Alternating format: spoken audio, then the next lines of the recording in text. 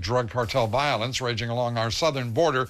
Texas lawmakers tonight are stepping up, trying to do what the federal government has failed to do, to provide resources necessary to fight the growing drug cartel violence from Mexico. Casey Wyan has our report.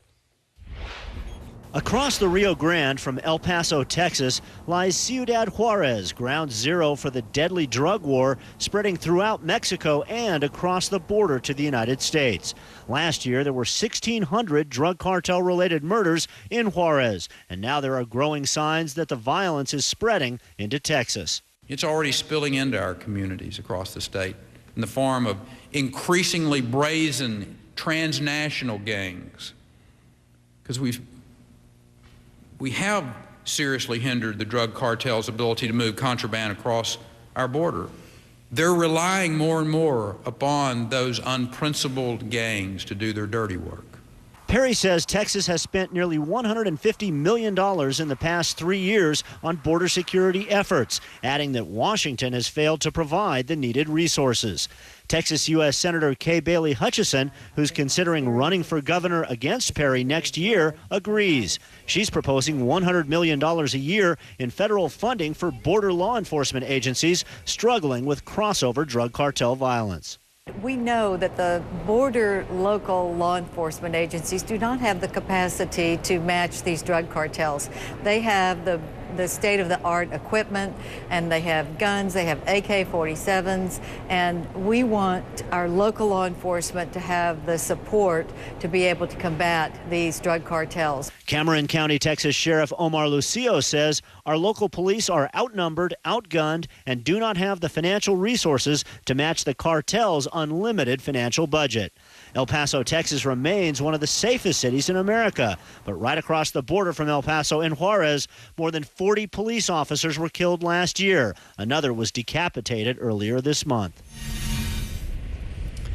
For now, the Department of Homeland Security says it has a contingency plan in place to deploy the military to the border if Mexican drug cartel violence overwhelms local law enforcement in border communities. Lou.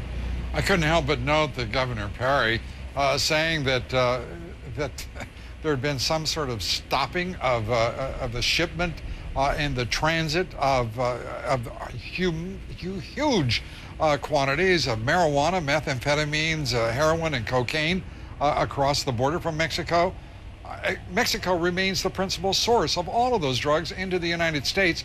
What in the world is he talking about?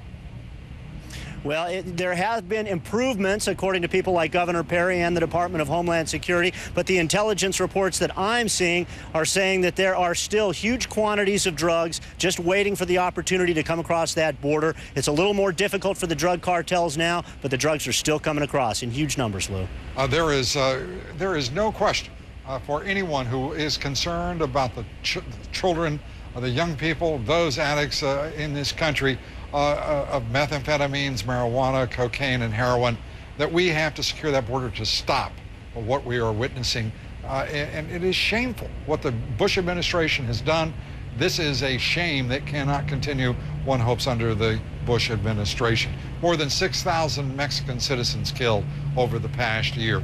It is a tragedy, and the Department of Defense, Casey Wyan, we should point out, releasing its report saying that they are concerned about 2 nation states that face the prospect of sudden collapse under the correct conditions. Those 2 nation states being, of course, Pakistan and Mexico.